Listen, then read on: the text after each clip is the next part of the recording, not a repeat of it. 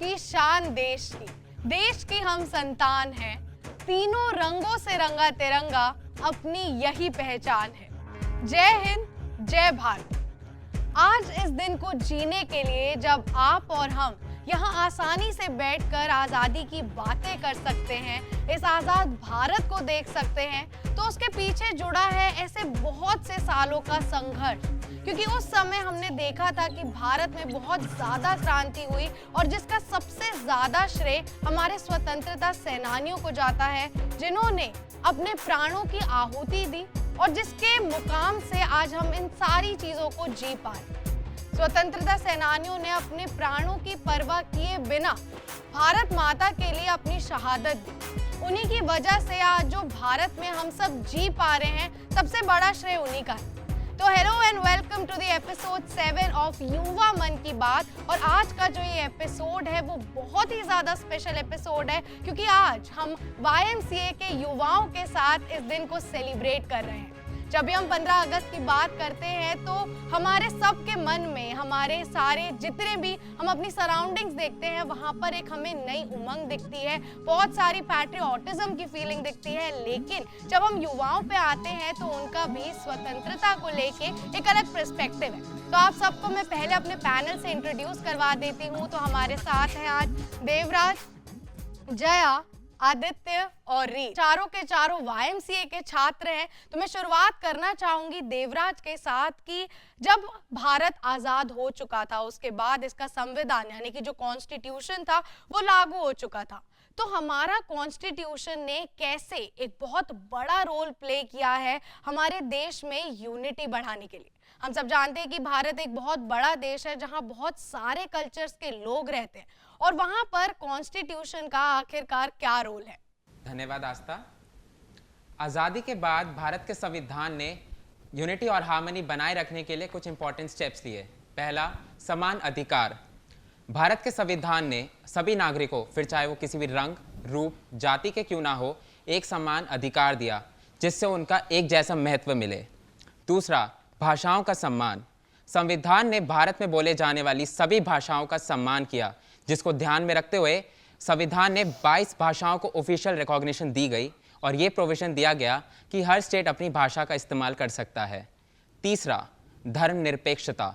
भारत का संविधान धर्मनिरपेक्ष है, जिसका मतलब किसी भी स्टेट का कोई धर्म नहीं होगा।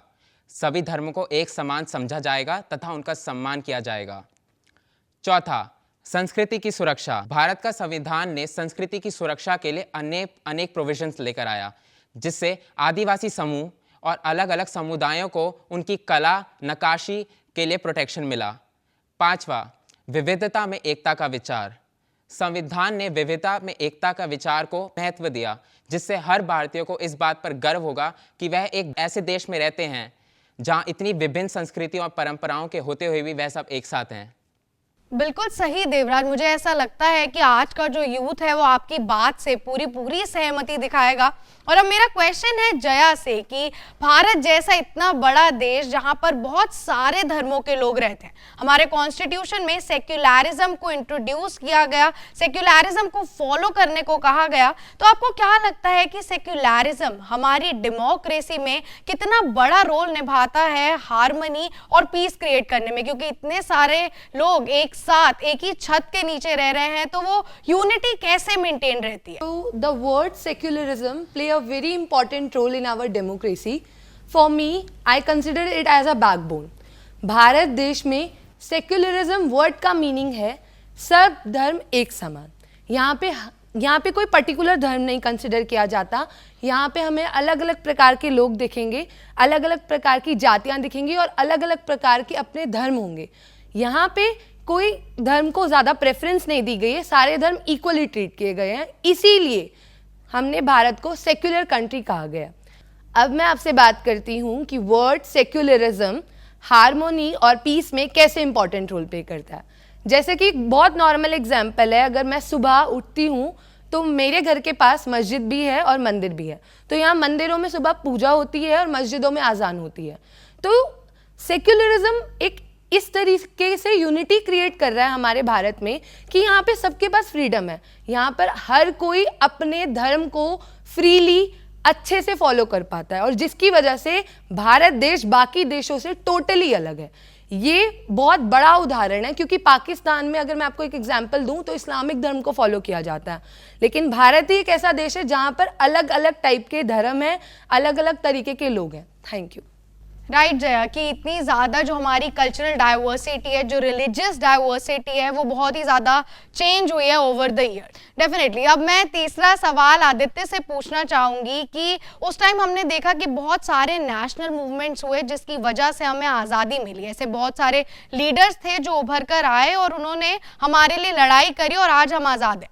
तो उस टाइम जो लीडर्स थे और जो नेशनल मूवमेंट्स थी, उन्होंने पोस्ट इंडिपेंडेंट इंडिया पे क्या असर डाला? आपको क्या लगता है कि उन्होंने, उनकी जो आइडियोलॉजी थी उसने पोस्ट इंडिपेंडेंस इंडिया में क्या डिफरेंशिएशन करी या फिर क्या चेंजेस लेके आए? सर्वप्रथम मैं धन्यवाद करना चाहूँगा इस मंच का, जो मुझे उन्होंने इस मंच पर बुलाया और बोलने का मौका दिया। बड़ा अच्छा सवाल पूछा आपने कि नेशनल मूवमेंट्स का और लीडर्स का क्या रोल रहा है पोस्ट इंडिपेंडेंस के बाद। तो स्वतंत्रता के बाद देश को एकाग्र रूप को रखना एक चुनौती भरा काम था। हमारे आज़ादी के बाद देश विभिन्न जातियों और धर्मों का एक मिश्रण था जिसको संजोग के रखना और देश की प्रगति पथ पर आगे बढ़ते रहना एक चुनौती भरा काम था। तो इसके लिए काफ़ी आंदोलन हुए राष्ट्रीय एकता और अखंडता को लेकर। सबसे पहले मैं बात करना चाहूँगा महात्मा गांधी और जवाहरलाल नेहरू जी के बारे में। उन्होंने इसके ऊपर काफ़ी विचार किया और काफ़ी अच्छे हमको इससे रिजल्ट ला के दिए। महात्मा गांधी जी ने सर्वधर्म स्वभाव का बढ़ावा दिया जिसमें कि अनेक धर्म के लोगों को मिलजुल कर रहने की उन्होंने सीख दी। जवाहरलाल नेहरू जी भी एक ऐसे देश की कल्पना करते थे जो कि लोकतांत्रिक हो, जिसमें डेमोक्रेसी को फॉलो किया जाए, और वैसा ही देश आज हम देख पा रहे हैं। इसके बाद मैं बात करना चाहूँगा नेशनल मूवमेंट्स के बारे में। हम देख सकते हैं कि आज़ादी से पहले और आज़ादी के बाद भी उसको आगे बढ़ाते रहने में बहुत सारे ऐसे नेशनल मूवमेंट्स हुए जैसे असहयोग आंदोलन, नमक सत्याग्रह और भारत छोड़ो आंदोलन, जिन्होंने हमारे देश के विभिन्न जातियों के लोगों को जाति, धर्म और भाषा से ऊपर उठकर उनको एक साझा उद्देश्य दिया, एक मोटो दिया कि हम लोग अब जाति, धर्म और भाषा से ऊपर उठकर भी हमारे लिए कुछ है लड़ने के लिए। और इस सबसे हमको एक सीख मिलती है कि किसी भी प्रकार की स्वतंत्रता क्यों ना हो, वो किसी संघर्ष के बिना नहीं मिलती, चाहे वो शारीरिक स्वतंत्रता हो, मानसिक स्वतंत्रता हो, राष्ट्रीय स्वतंत्रता हो, पर वो किसी भी प्रकार के संघर्ष के बिना नहीं मिलती। इसके बाद मैं रुक करना चाहूँगा हमारे संविधान के ऊपर। बाबा साहब अम्बेडकर और उनके सदस्यों ने मिलकर एक ऐसे संविधान, एक ऐसे लोकतंत्र की स्थापना करी जिसका पूरे विश्व में डंका है। आज भी यदि किसी विश्व भर में किसी भी देश में पूछते हैं कि सबसे बड़ा लोकतंत्र किस देश का है, तो मैं गारंटी से कहता हूं कि भारत का नाम सबसे ऊपर होगा। उन्होंने एक ऐसे लोकतंत्र, एक ऐसे संविधान की स्थापना करी जिसमें सभी प्रकार के लोगों को बराबर हक दिया गया है। हमारा देश एक ऐसा देश है, मुझे गर्व है ऐसे देश, एक देशवासी होने पर, कि हमारे देश में कोई ऐसा समुदाय नहीं है जिसमें किसी व्यक्ति को कम अधिकार मिल रहे हैं और किसी को ज़्यादा। तो इन सभी के साथ मैं अपनी बातों को अंत करना चाहूँगा, और ये सारी बातें थी वो नेशनल मूवमेंट्स और लीडर्स की जो कॉन्ट्रीब्यूशन थे, जिन्होंने पोस्ट इंडिपेंडेंस हमारे लिए योगदान में आए। धन्यवाद। Thank you so much Aditya. मतलब काफ़ी मोटिवेशन आपने डाली है इन सारे नेशनल मूवमेंट्स की ओर रुक करके। अब मेरा अगला सवाल रीत से है, क्योंकि हम जानते हैं कि भारत में बहुत सारे धर्मों के लोग रहते हैं, तो फेस्टिवल्स में भी जो चेंजेस है, जो डाइवर्सिटी है, वो हमें देखने को मिलती है। और यहाँ पर जितना यहाँ पे अमेजिंग तरीके से हम दिवाली मनाते हैं, उसी तरीके से हम ईद को भी सेलिब्रेट करते हैं। तो रीत, आपको क्या लगता है कि जब हम ये सारे फेस्टिवल्स को एक साथ मना रहे हैं, तो ये म्यूचुअली रिस्पेक्ट देने में, सारे धर्मों के लिए जो इज्जत, मान, सम्मान है, वो देने में कैसे हेल्प करता है आपके अकॉर्डिंग? जी देखिए, आज के एरा में लोग फेस्टिवल्स के थ्रू हैप्पीनेस के साथ साथ कॉमन ब्रदरहुड को भी सेलिब्रेट करते हैं। फेस्टिवल्स हम सबको एक ऐसा सेंस ऑफ कंफर्ट प्रोवाइड करते हैं जिसके तहत हम अपनी वैल्यूज़ एंड बिलीव्स को अच्छे से शेयर कर सकें। इस शेयरिंग के साथ साथ दूसरे जो लोग हैं उनको नया एक्सपीरियंस एंड लर्निंग गेन करने को मिलती है, which further strengthens the unity. इसका एक छोटा सा एग्जाम्पल है CP कनॉट प्लेस। वहाँ पर गुरुद्वारा, मंदिर एंड चर्च अप्रॉक्स 100 मीटर्स के रेडियस में बनाए गए हैं, विच clearly shows that people respect and value each others culture. इसका एक और बहुत अच्छा एग्जाम्पल है जगन्नाथ यात्रा, जहाँ पर आपसे कोई ये नहीं पूछता कि आप किस कम्युनिटी से हैं, रादर वहाँ पर सब एज इंडियंस अपना योगदान देते हैं, which further helps in the overall development of people. Right रीत, क्योंकि जब हम जगन्नाथ यात्रा की बात करते हैं तो नॉट इवन इन इंडिया ये जो फेस्टिवल है ये बहुत सारे देशों में सेलिब्रेट किया जाता है। लेकिन देवराज, मैं आपके पास आना चाहूँगी कि अब हम 77 ईयर्स को सेलिब्रेट कर चुके हैं। अब भारत अपनी प्रोग्रेस जो है वो देख चुका है कि प्री इंडिपेंडेंस क्या था, आज़ादी के टाइम चीज़ें क्या थी, पोस्ट इंडिपेंडेंस एरा में हम चल रहे हैं जहाँ पे 77 ईयर्स कंप्लीट हो चुके हैं। तो अब आगे आने वाले 25 ईयर्स में अब ऐसा कौन सा चेंज देखते हैं कि वो भारत में आ सकता है या फिर भारत में आना चाहिए? Being the youth of the country, क्या सोचते हैं? अगले 25 साल भारत के लिए बहुत महत्वपूर्ण होंगे, क्योंकि वह प्रगति और विकास लाने के लिए कुछ ऐसे लक्ष्यों को अपनाएंगे जिससे उनका विकास जल्दी होएगा। पहला, इंक्लूसिव ग्रोथ, समावेशी विकास। हर व्यक्ति और समुदाय को आगे बढ़ने के हिस्से में भाग देना होगा। गरीबी, बेरोजगारी और इनइक्वालिटी को कम करना हमारे लिए सबसे बड़ी चुनौती होगी, और हमें यह देख के चलना होगा कि हर व्यक्ति हमारे साथ आगे बढ़ने की राह पे चल रहा है। दूसरा, टेक्नोलॉजी एंड इनोवेशन, तकनीक और नवाचार। भारत को ग्लोबल टेक्नोलॉजी लीडर बनाने के लिए रिसर्च और इनोवेशन पर फोकस देना होगा, जिसके लिए artificial intelligence, renewable energy, biotechnology जैसे क्षेत्रों पर अपनी पकड़ को मजबूत करना होगा। तीसरा, एनवायरमेंटल सस्टेनेबिलिटी, पर्यावरण संरक्षण। क्लाइमेट चेंज एक बहुत बड़ी समस्या है, जिसके लिए हमारा अगला लक्ष्य यह होना चाहिए कि हम नेचुरल रिसोर्सेज पे काम करें और सही तरीके से इस्तेमाल कैसे किया जाता है इस सोच पर विचार करें। चौथा, education and skill development. Young generation के पोटेंशियल को अनलॉक करने के लिए सबसे महत्वपूर्ण है कि हम क्वालिटी ऑफ एजुकेशन पर फोकस करें, जिससे हमारा अगला लक्ष्य यह होना चाहिए कि हम भारत में क्वालिटी एजुकेशन और स्किल डेवलपमेंट प्रोग्राम्स को लॉन्च करें। यूथ को अब आगे आने वाले टाइम में ये कुछ प्रोविजंस होने चाहिए कि अगर भारत चाहता है कि वो आगे जितने भी बड़े देश हैं, जैसे यूएसए जैसे बड़े देश हैं, उनके साथ कदम से कदम मिलाकर चले, तो ये प्रोविजंस कहीं ना कहीं बहुत ज़्यादा इंपॉर्टेंट है। लेकिन जया, अगर मैं आपके पास और आपसे पूछूं कि भारत जैसा देश जहाँ पर हर समुदाय की एक अपनी भाषा है, बहुत सारी रीजनल लैंग्वेजेस हमें भारत में देखने को मिलती हैं, सो how do you see this management of linguistic diversity Bharat जैसे देश में? As we consider that in our constitution preamble, India is considered as sovereign, republic, social and democratic country. यहाँ पे अलग अलग प्रकार की जाति, धर्म, कास्ट, रिलीजन के लोग पाए जाते हैं। तो सबके बोलने का, सबका अपने विचार प्रकट करने का तरीका बहुत अलग होता है। हम कह सकते हैं कि घर में हम अपने घर में किसी और लैंग्वेज में बात करते हैं, बाहर प्रोफेशनली किसी और लैंग्वेज में बात करते हैं। सो बहुत सारे ऐसे कन्फ्लिक्ट्स आए, जिसको मैनेज करने के लिए गवर्नमेंट ने बहुत सारी पॉलिसीज़ निकाली। The first one is 3 language formula.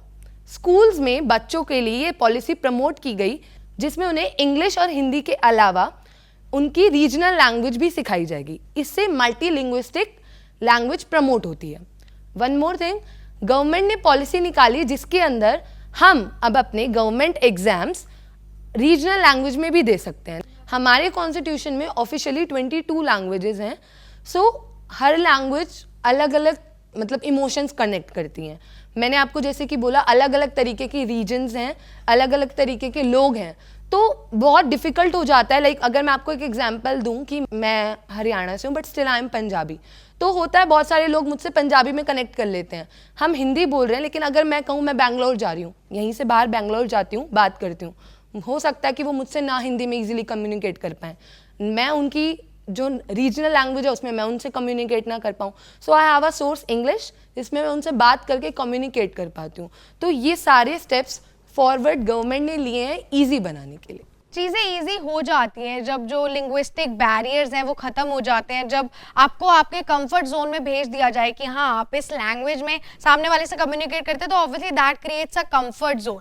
But हम सब जानते हैं कि मीडिया को 4th pillar of the democracy कहा जाता है, और आदित्य आपने देखा होगा कि किस तरीके से मीडिया एक बहुत बड़ा माध्यम है इस डेमोक्रेसी को मेंटेन करने के लिए और इसे यूनिफॉर्मली चलाने के लिए। So how do you see the role of media in may be challenging और सपोर्टिंग डेमोक्रेसी? जी बिल्कुल, आपने सही कहा। मीडिया हमारे देश का, हमारे कॉन्स्टिट्यूशन का एक 4th पिलर है, और मीडिया कैसे हेल्पफुल हो सकता है हमारे देश को जागरूक रखने के लिए, हमारे देश की प्रगति पथ पर और आगे जाने के लिए। तो उसके लिए मैं कुछ पॉइंट्स ऐड करना चाहूँगा। सबसे पहली चीज़ जो है, अब तक हमने देखा है कि मीडिया ने कैसे विभिन्न जातियों को और धर्मों को एक साथ लाने के लिए क्या क्या चीज़ें करी हैं। सबसे पहली चीज़ जो है सांस्कृतिक और भाषाई विविधताओं का प्रदर्शन। जैसे कि हम सब जानते हैं, सबसे पहले सिर्फ 2-3 चैनल होते थे दूरदर्शन, जिस पे कुछ ही भाषाओं में हमारे पास कंटेंट अवेलेबल होता था। पर परंतु भारत में इतनी सारी भाषाएं हैं तो सब लोग उसके साथ कंफर्टेबल नहीं होते थे।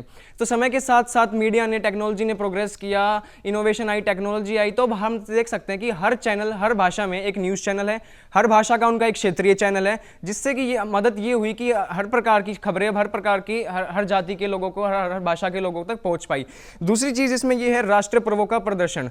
हम सब जानते हैं 15 अगस्त को, 26 जनवरी को जो परेड होती है दिल्ली में, उसका प्रदर्शन संपूर्ण टीवी पर दिखाया जाता है, जिससे लोगों में एक आत्मनिर्भरता और देशभक्ति की भावना जगती है, जिससे ये होता है कि हम सब लोग कनेक्ट कर पाते हैं एक दूसरे से और राष्ट्रभक्ति के पद पर आगे बढ़ सकते हैं। और कुछ जो छोटी छोटी हमारे अपने अंदर मानसिक चीज़ें बना रखी कि हम इस जात से, हम इस धर्म से हैं, जब हम उन राष्ट्रीय पर्वों को एक साथ मिलकर, अपने आस पड़ोस वालों के साथ मिलकर देखते हैं तो हमारे अंदर एक राष्ट्र भावना जगती है। नेक्स्ट पॉइंट मैं ऐड करना चाहूँगा कि मीडिया ने क्या हेल्प करी है, सामाजिक जो सकारात्मक अभियान है उनको प्रोत्साहित किया है, जिसका सबसे बड़ा उदाहरण है बेटी बचाओ बेटी पढ़ाओ। इससे पहले हम देख सकते हैं कि बेटी बचाओ बेटी पढ़ाओ को बहुत कम लोग मानते थे और बहुत ज़्यादा गर्भ में ही हत्या कर दी जाती थी कन्याओं की, लेकिन इस मोटिव के बाद जैसे जैसे लोग जागरूक हुए बेटी बचाओ बेटी पढ़ाओ को लेकर, हमने देखा है काफ़ी ज़्यादा विकास हुआ है। अब भारत में बेटियों की भी जनसंख्या उतनी ही है जितनी बेटों की है, और एक नए आंकड़े के अनुसार तो ये पता चला है कि लड़कियों की जनसंख्या शायद ज़्यादा हो सकती है लड़कों से।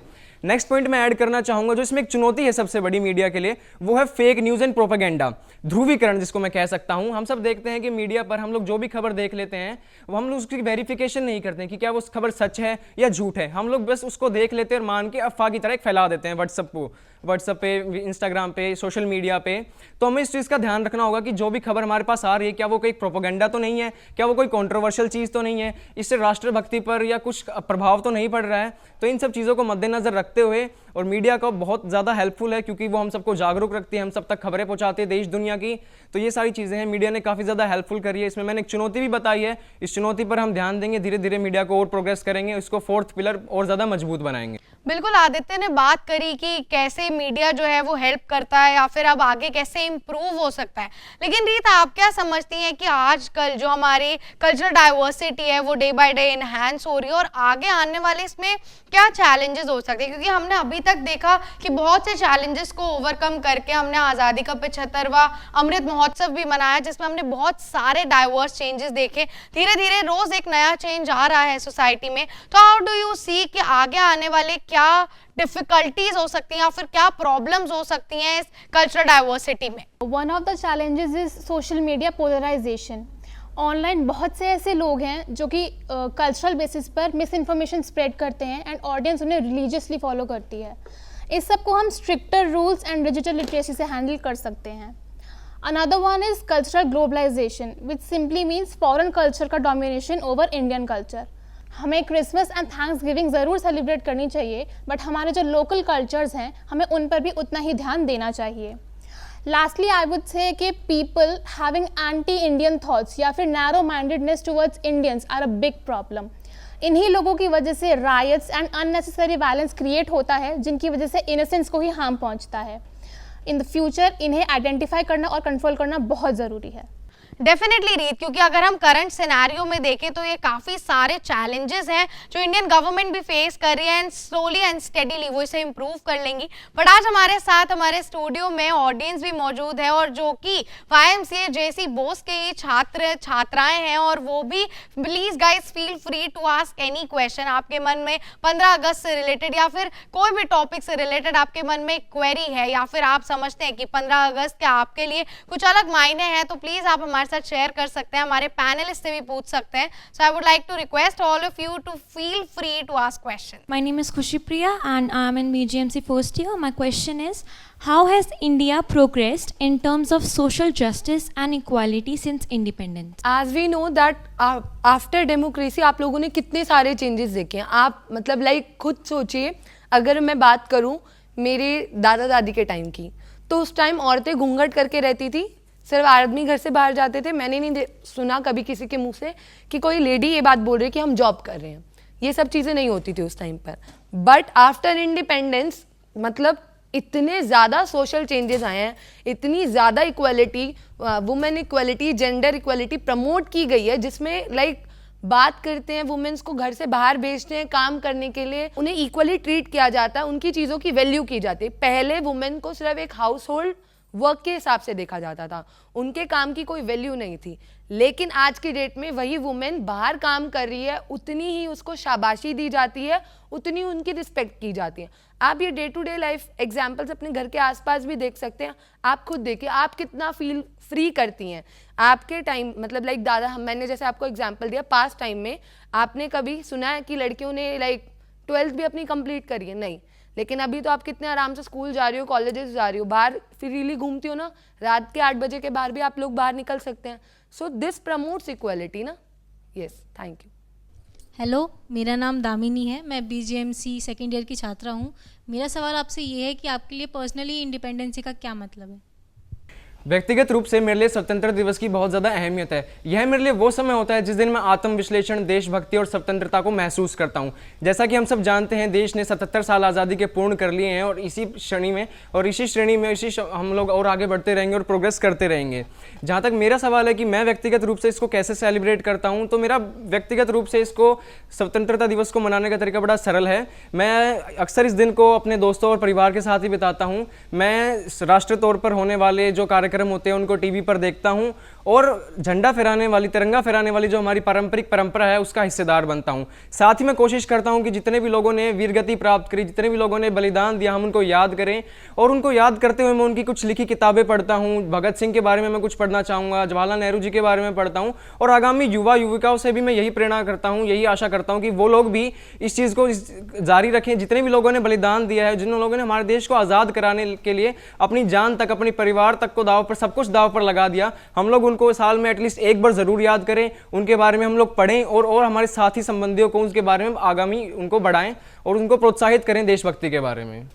Thank you so much Aditya. मतलब आपका जो तरीका है, मुझे लगता है मोस्टली इंडियंस का यही तरीका है। But that was all from our today's episode, जहां पर हमने YMCA के छात्र छात्राओं के साथ 15 अगस्त जैसे इस पावन अवसर को सेलिब्रेट किया। और मुझे ऐसा लगता है कि इस दिन के लिए या फिर इस दिन से जुड़े काफ़ी सारी इंपॉर्टेंट चीज़ें वो हमारे यूथ को पता होनी चाहिए, because this adds a feeling of patriotism in our youth which is being very important. That was all from our today's episode. और ऐसे इंटरेस्टिंग एपिसोड्स के लिए हमारे साथ जुड़े रहिए।